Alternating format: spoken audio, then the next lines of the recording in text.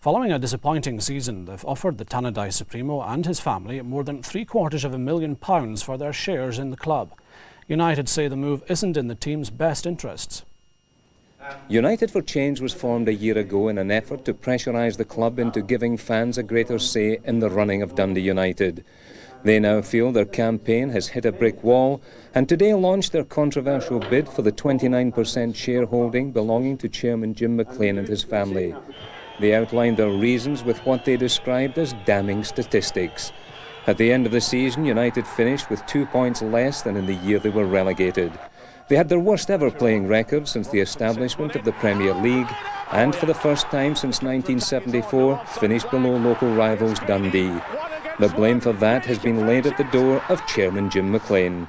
The current chairman has not been a success in recent years, given the way in which the club has gone, and at the end of the day, it's the person at the top that has to accept the responsibility. There's no use in sacking the manager continually or getting rid of players, and players have come and gone with monotonous regularity. At the end of the day, we think the chairman has to accept that responsibility, and we are offering the chairman a means of leaving the club with dignity.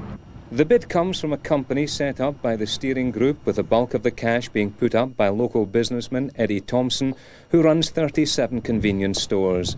If the offer is successful, he would take a seat on the United board. The main attributes I would add would be my business acumen. I've been in a number of businesses and I believe that I could help drive the board and the club forward. Bring some fresh ideas, fresh faces and some fresh air into the boardroom basically. UFC wouldn't be drawn on how much they'd invest on players, but did say they'd prefer to see their offer go on the playing side rather than to the chairman. Jim McLean had gone on holiday before the offer arrived at Tannadice this morning. His second in command was in no doubt as to how the chairman would respond.